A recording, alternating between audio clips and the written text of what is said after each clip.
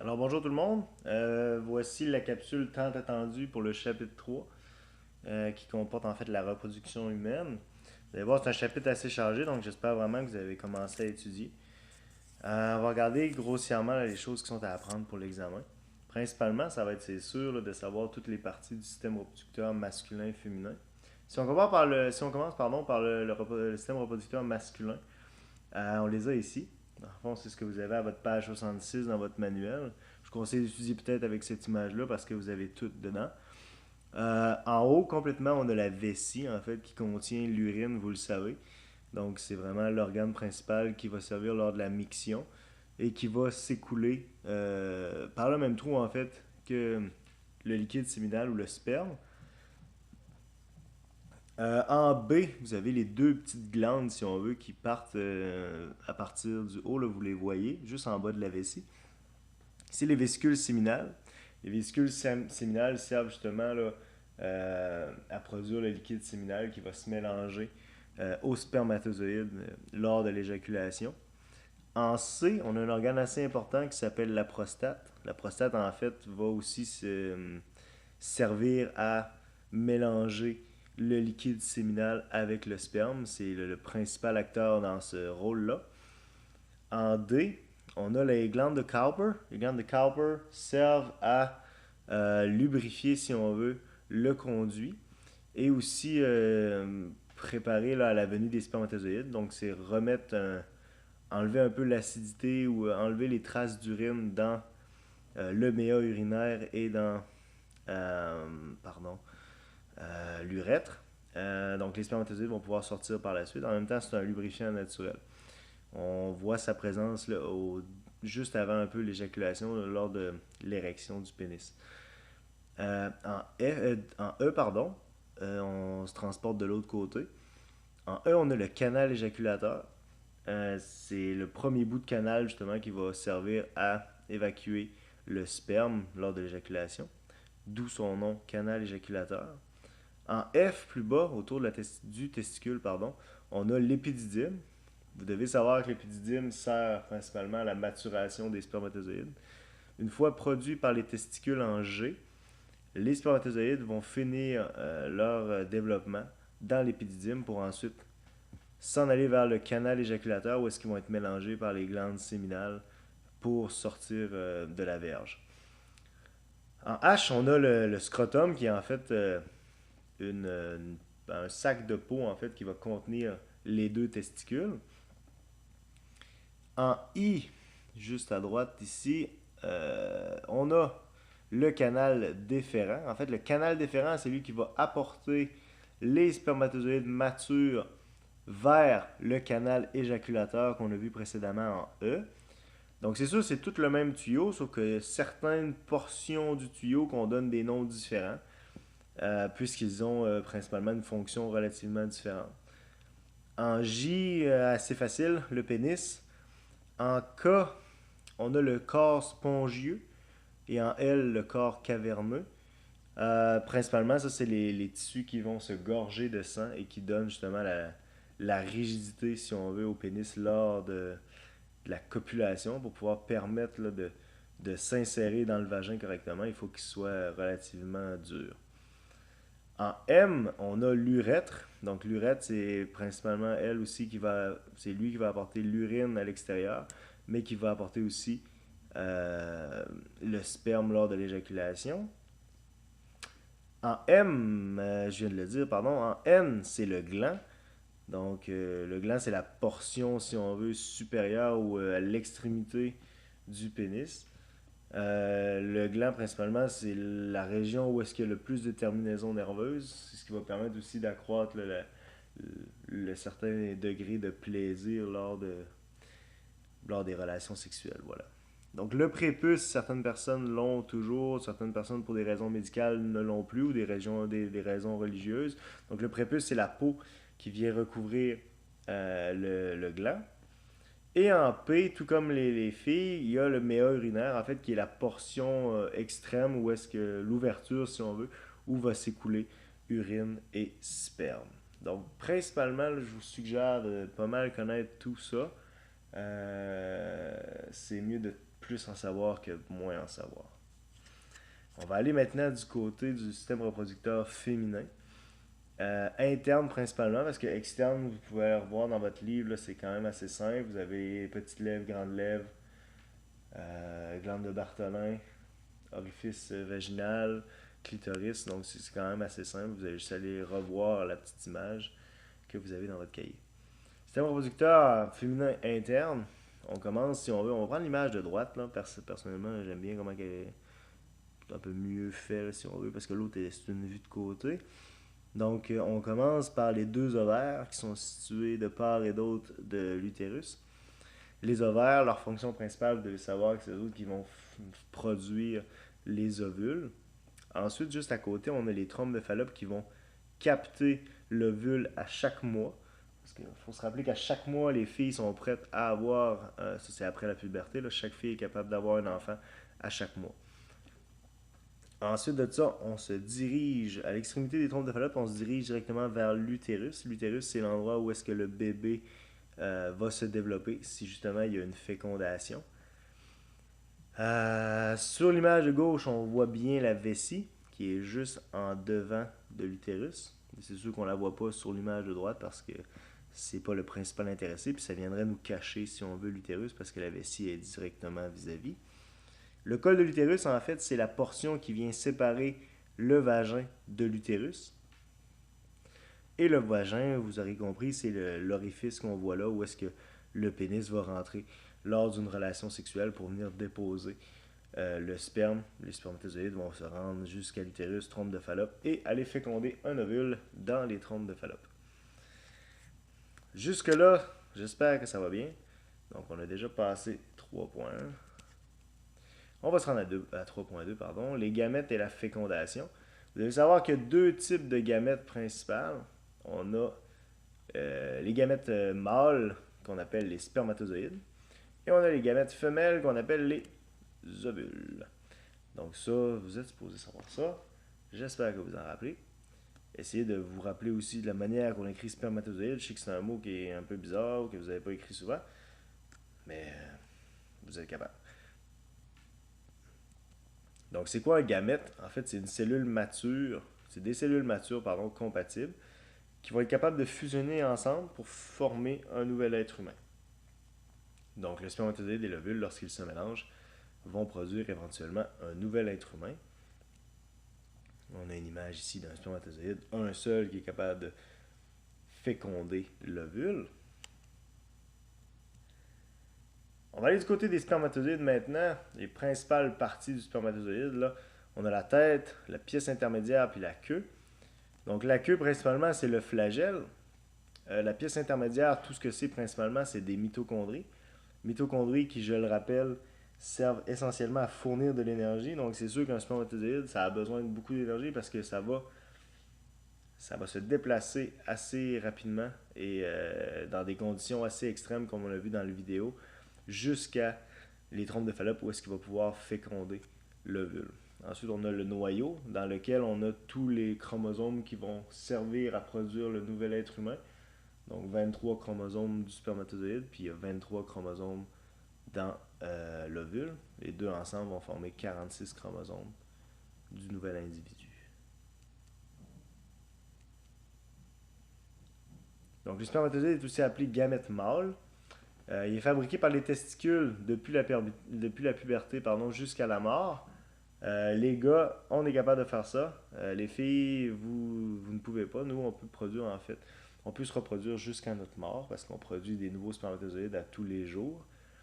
Et le renouvellement se fait aux 3 jours. On va produire totalement des nouveaux spermatozoïdes en 3 jours. Les mitochondries, comme j'ai dit, fournissent l'énergie de déplacement. Et le flagelle permet justement de se déplacer. C'est un peu comme un moteur qui permet de se déplacer dans les différentes structures du système reproducteur féminin, à savoir l'utérus et les trompes de Fallope. Donc ça, c'est pour les spermatozoïdes.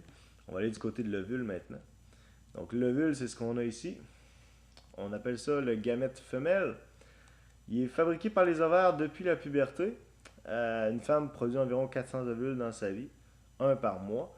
Donc, à chaque fois qu'il n'est pas fécondé, c'est ce qu'on appelle les menstruations ou les règles. Donc, à chaque mois, l'ovule va être expulsé, capté par une des trompes de Fallope. Normalement, c'est gauche, droite, c'est en alternance.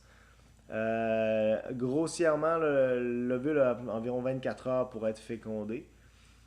Et l'ovule est relativement gros. L'ovule, c'est 24 fois plus gros qu'un spermatozoïde. Donc, c'est la cellule la plus volumineuse du corps humain. L'ovule, c'est vraiment la cellule la plus grosse qu'on connaît à date. Ouais. Donc, ça, c'est pour l'ovule. Si on parle des menstruations, comme je disais tout à l'heure, les menstruations, dans le fond, c'est que le corps de la femme va préparer une grossesse à tous les mois. Okay? Donc ça, c'est ce qu'on appelle le cycle menstruel ou le cycle ovarien. C'est qu'à chaque mois, le corps de la femme se prépare à une éventuelle grossesse. S'il n'y a pas de fécondation, il va avoir des menstruations. S'il y a fécondation, ben, il n'y a pas de menstruation parce que dans le fond, on produit un nouvel être humain, un petit bébé. Euh, Exactement. Donc l'endomètre, c'est quoi? C'est la paroi qui va se créer autour de l'utérus pour pouvoir nourrir éventuellement le zygote. Donc l'endomètre va s'épaissir. Puis si les ovaires n'envoient pas un message hormonal pour dire qu'il y a une fécondation, il va se défaire. Puis c'est ce qui produit le sang, l'écoulement sanguin lors des menstruations. Donc les menstruations, c'est simplement l'endomètre qui se défait. Et là, on a des pertes sanguines parce que justement, c'est plein de vaisseaux sanguins. Donc, pour nourrir l'éventuel petit bébé. Donc, c'est ce que je viens de dire. En moyenne, un cycle va durer 28 jours. Donc, il y a des cycles aussi irréguliers. Ce pas toutes les filles qui ont des cycles de 28 jours. Il y en a qui ont des cycles de 30, 26, 31. Mais grossièrement, ça tourne autour de 28 jours. Le parcours des spermatozoïdes, un parcours assez difficile, avec plein d'embûches et de conditions différentes. Il faut savoir qu'au moment de l'éjaculation, l'homme va libérer environ 600 millions de spermatozoïdes. Il y en a beaucoup qui vont se perdre ou qui vont être détruits par l'environnement acide. Donc, comme je disais, c'est des conditions qui sont parfois difficiles. Il y en a seulement quelques milliers qui vont se rendre aux trompes de Fallope. Parce qu'il y en a qui vont avoir pris la mauvaise trompe, ben ceux-là ils vont mourir. Et n'oubliez pas, ça en prend juste un spermatozoïde pour féconder l'ovule. La rencontre des gamètes, on sait, elle se fait dans les trompes de Fallope. Quand je dis rencontre des gamètes, ça veut dire que un spermatozoïde va réussir à se rendre à l'ovule, puis il va pouvoir le féconder. Mais c'est sûr qu'il y en a quelques-uns, là, il peut y en avoir quelques milliers autour de l'ovule, mais il y en a juste un qui va réussir à rentrer dans la paroi. Comme on l'a vu dans la vidéo, aussitôt qu'il y en a un qui a réussi à pénétrer l'ovule, il y a une barrière qui se fait. L'ovule devient comme rigide et empêche les autres spermatozoïdes de venir féconder. Le noyau du spermatozoïde et de l'ovule vont se fusionner, puis ça va former ce qu'on appelle le zygote. C'est la première cellule du nouveau petit bébé. Donc, on a vu aussi qu'il y avait des stades différents, là. Ça va être aussi important de savoir ça. Donc, zygote, embryon, fœtus, nouveau-né. Donc, ça, c'est les parties, si on veut, de développement ou les stades de développement du petit bébé dans le ventre de la mère. C'est important de connaître ces mots-là et de savoir qu'est-ce qu'ils représentent. Au moment de la grossesse, c'est le développement d'un nouvel individu, comme on a dit, dans le ventre de sa mère. La grossesse débute dès la fécondation. Donc, aussitôt qu'il y a la rencontre d'un spermatozoïde puis d'un ovule, vous êtes enceinte, mesdames. Pardon. Donc, spermatozoïde plus ovule, ça donne un zygote. Comme je viens de dire, le zygote. Ensuite, quand les cellules se développent un peu plus, on a un embryon. Ensuite, après l'embryon, on a vraiment un organisme complet, le fœtus. Et ensuite, on parle surtout d'un bébé. Donc, c'est pas mal les stades qu'il faut retenir avec le vocabulaire précis. Donc, du zygote à l'embryon. Le zygote va continuer sa progression dans les trompes de Fallope. Donc, vous avez une image dans votre livre. Je vais juste vous dire à quelle page. Donc, l'image à la page 74, ça vous donne un bon aperçu de ce qui se passe. Donc, l'ovule est libéré. L'ovule est fécondé dans la trompe de Fallope. Ensuite, on a un zygote. Et pendant qu'il se développe ou se multiplie, le zygote, c'est sûr qu'il va continuer à descendre dans la trompe de Fallope et va venir s'implanter. Normalement, l'implantation se fait vers le 7e jour. Donc, le zygote va s'implanter dans la paroi de l'utérus, l'endomètre. N'oubliez pas, l'endomètre, c'est ce qui permet de nourrir le zygote. Et si jamais il n'y a pas de zygote, ben là, c'est cette paroi-là qui va se désagréger et qui va faire les menstruations. Mais sinon, l'endomètre, c'est super important. C'est ce qui permet justement de nourrir l'embryon dès le début de la nidation. Donc, après la nidation, on a ce qu'on appelle un embryon. Aussitôt que le zygote vient s'implanter, on ne l'appelle plus zygote, on l'appelle désormais embryon. Quand il n'est pas encore fixé, c'est un zygote. Aussitôt qu'il est fixé, on vient de changer d'étape, on est rendu un embryon. Les structures annexes, c'est important de les connaître. Vous avez un tableau aussi dans votre livre, dans votre cahier, si je ne me trompe pas, à la page 80. Ça va être important de connaître aussi ces informations-là. Grossièrement, il y a deux structures annexes. On a le sac amniotique et le placenta. Donc, l'embryon va se trouver dans le sac amniotique. C'est le sac qui délimite le liquide amniotique. Le liquide amniotique, sa principale fonction, c'est de protéger des chocs. Okay? Parce que la mère continue à bouger, va continuer ses activités, puis c'est sûr que badang, badang, le bébé il bouge tout le temps. Donc c'est sûr que d'être dans un liquide, ça le protège des chocs. Okay? Le placenta, à quoi ça sert? C'est lui qui va nourrir l'embryon, qui va enlever les déchets, puis qui va permettre les échanges gazeux. Quand je dis échange gazeux, c'est que le bébé, même s'il n'est pas capable de respirer parce qu'il est dans un liquide, sa mère lui transmet l'oxygène. Et par le cordon ombilical, tout ça va rentrer et sortir. Donc, lui, il va recevoir l'oxygène, puis il va évacuer le CO2, comme nous, on le fait. C'est juste que pour l'instant, il ne peut pas le faire avec ses poumons. Donc, tout passe par le placenta et le cordon ombilical. OK?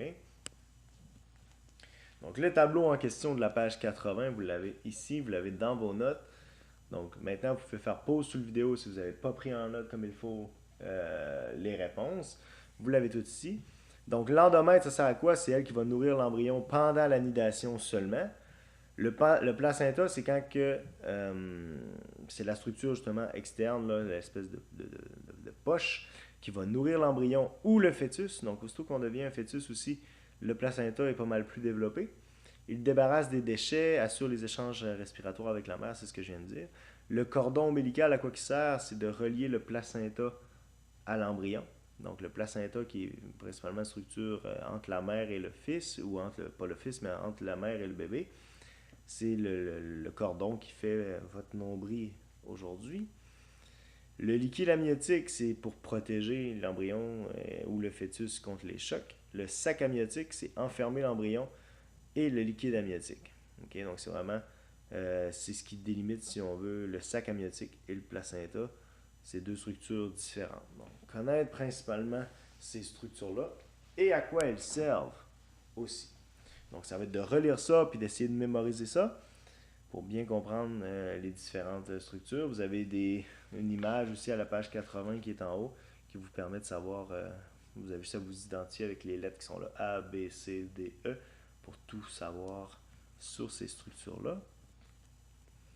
Ensuite de ça, vous aviez un tableau à la page 79 qui peut fortement vous aider pour les semaines.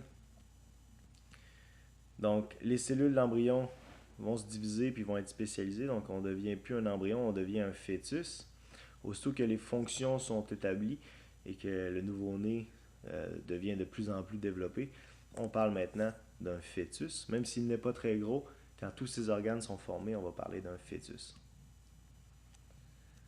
Donc, normalement, à la fin de la 8e semaine, si les organes sont en place, puis on va parler d'un fœtus. Donc, après 2 mois seulement, on a déjà un être qui est tout formé. Il mesure par contre 3 cm puis il pèse 12 grammes, c'est pas beaucoup. Donc, 12 semaines, on est déjà rendu à 3 mois. Le fœtus va bouger, puis on peut savoir le sexe du bébé. Après 16 semaines, c'est 4 mois. On a les organes génitaux puis le squelette qui est formé. Le cerveau aussi va se développer très rapidement à la 16e semaine et éventuellement par la suite aussi. Donc, si vous avez tout ça aussi, ces informations-là dans votre cahier, donc c'est sûr que je passe un peu vite, mais vous avez tout ça dans vos notes aussi. À la 20e semaine, Euh, le bébé devient de plus en plus gros, là. On dit qu'il est en 27 puis 35 cm, pèse déjà 700 grammes. Il va être placé, si on veut, en position fétale, un peu comme une boule. Là, vous avez souvent cette image-là des bébés dans le ventre de leur mère. Donc, par manque d'espace, il va se positionner comme ça. À la 24 semaines, le fœtus est viable. Ses organes sont développés et ils fonctionnent. C'est sûr que c'est pas l'idéal d'accoucher d'un bébé parce qu'il est pas très gros. Sauf que maintenant, avec la néonatalité, avec les services de santé, on est capable quand même de faire de survivre en fait pour ce nouveau bébé-là. C'est juste que c'est pas les conditions idéales pour un nouveau-né. On aime mieux l'avoir à terme là, jusqu'à 40 semaines environ. À la 28e semaine, c'est vraiment un pourcentage de gras qui augmente, puis le bébé dort environ 18 à 20 heures par jour. Important aussi de savoir les stades du développement. On a par exemple l'enfance, l'adolescence puis l'âge adulte. Vous avez un tableau comme ça à la page 84 dans votre cahier. Encore là, vous pouvez faire pause si vous n'avez pas bien pris le temps de tout prendre ça en note. Donc, c'est vraiment de savoir la différence entre l'enfance, l'adolescence et l'âge adulte. Grossièrement, l'enfance, c'est jusqu'à 10 ans ou jusqu'à la puberté pour les filles et les garçons. Les filles, normalement, sont pubères avant les garçons. L'adolescence, ça va être de la puberté jusqu'à 18 ans environ. Puis l'âge adulte, on parle de 18 ans jusqu'à la mort. Donc la croissance à l'enfance est très forte chez le nourrisson et le petit enfant. À l'adolescence aussi, la croissance est forte. Puis à l'âge adulte, on n'a aucune croissance ou presque. Pour ma part, j'ai arrêté de grandir un peu avant tout le monde. Mais normalement, tu es supposé avoir une poussée de croissance assez intense au moment de l'adolescence. Autonomie, c'est sûr, les bébés sont complètement dépendants de la mère. Vous ne verrez pas un jeune bambin ou un jeune nourrisson se préparer lui-même son déjeuner. Il doit attendre que sa mère lui donne la nourriture pour vivre, pour survivre. À l'adolescence, on parle de maturation sexuelle et psychologique. Okay? Les adolescents, normalement, veulent une certaine autonomie, ils vont se défendre contre leurs convictions, ils veulent travailler ou ils veulent fonctionner par eux-mêmes, et c'est typique, en fait, du stade de la puberté ou de l'adolescence. À l'âge adulte, on est complètement autonome. À un moment donné, on va vieillir puis on va perdre l'autonomie. À l'âge adulte, on est capable de se reproduire aussi. C'est sûr qu'à l'adolescence, vous pouvez vous reproduire, mais vous êtes pas vraiment rendu à une période où est-ce que vous pouvez élever un enfant. Donc, c'est mieux d'attendre à l'âge adulte pour pouvoir tout faire ça. Mais il y a toujours du monde qui sont capables aussi, là, même s'ils sont encore adolescents, de bien s'occuper d'un enfant. Ça, j'en ai aucun doute.